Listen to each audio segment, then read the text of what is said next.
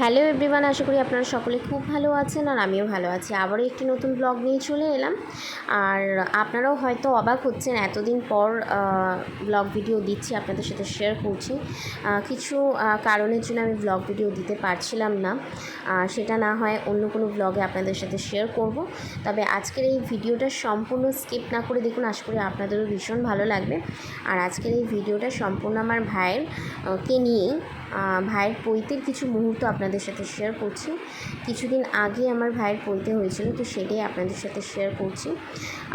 আর এখন যে এইটা দেখতে পাচ্ছেন, এটা আগের দিন অনেকেই জানেন যে পৈতে আর বিয়ে এই দুটো অনেকটা সিমিলার, মানে একদমই বলতে পারেন একদম সেম নিয়মে।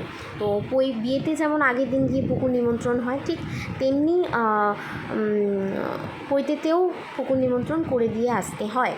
তো সেটাই আর কি এখানে করা হচ্ছে। আর মা যেহেতু করতো, তো মায়ের একটু সমস্যার জন্য আমাকেই পুকুর নিমন্ত্রণ করতে আসতে হয়েছে।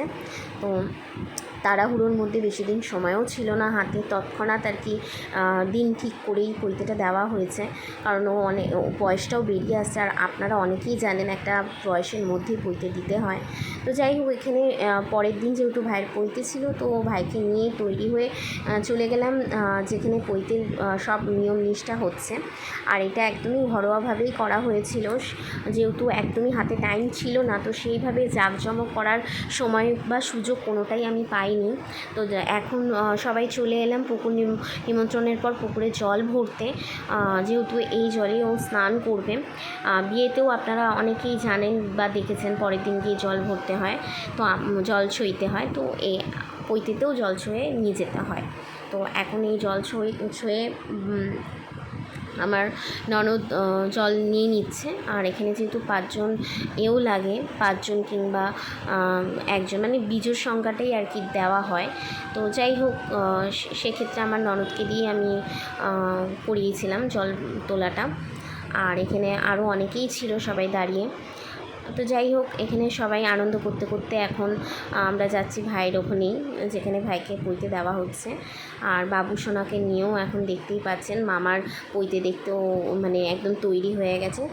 আর যেহেতু অনেকেই জানেন আমার বাড়িতে মা তারার মন্দির আছে, তো সেই মন্দিরে আমাদের বাপের বাড়িতে নিয়ম নিষ্ঠা কিছুই করতে পারিনি। তার কারণ একটাই, যে আমাদের মন্দিরে মা অনেকটাই বড়, তবে আমাদের মন্দিরটা তুলনামূলকভাবে মানে এই সব কাজের জন্য একটু ছোট। তো তার জন্য আমরা আরেকটি মন্দিরে এসেই আর কি পৈতের নিয়মটা করছি। এটাও আমার এক চেনা পরিচিতেরই মন্দির, তো সেখানে এসে আমরা করছি নিয়ম। এখানে সবাই চলে এসছে, আর ভাইও নিয়ম বিধির জন্য বসে গেছে পুজোতে। আর এখানে গোপুসোনাকেও রেখে দিয়েছি। আর মাকে তো দেখলেনই, মা শীতলা এটা মন্দির। তো এখানে এখন পুরোহিত মাসির সব নিয়ম নিষ্ঠা মেনেই বিধিগুলো করিয়ে নিচ্ছে, একে একে অনেক বিধি। পৈতের নিয়ম প্রচুর, বলতে পারেন সারাটা দিনই লেগে যায়।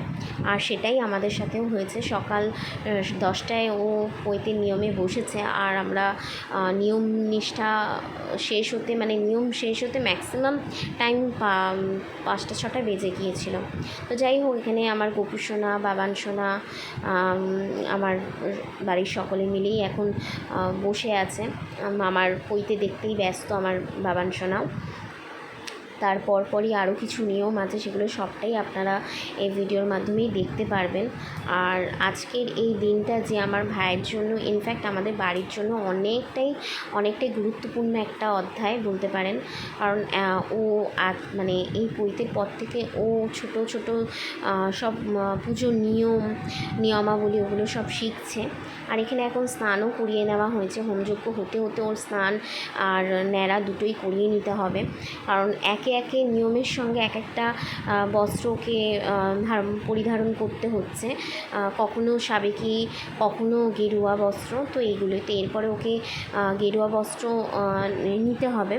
তো দেখতেই পাচ্ছেন, ও স্নানও কমপ্লিট হয়েই এসছে। আর তারপরেই আমরা ওকে গেরুয়া বস্ত্র দিয়ে দিয়েছি। আর এটা হলো ওর ভিক্ষা মা, সব নিয়ম করছে, কারণ আমার মা তো এগুলো করবে না, এটা ভিক্ষা মাকেই করতে হয়। আর এখন ওর সব নিয়মগুলো নিয়ে নিচ্ছে, যেহেতু ওকে এটা এখন গেরুয়া বস্ত্র থেকে ওকে আবার রাজকীয় বস্ত্র বা সাবেকি বস্ত্র কিছু একটা হয়তো বলে, আমার ঠিক মনে পড়ছে না।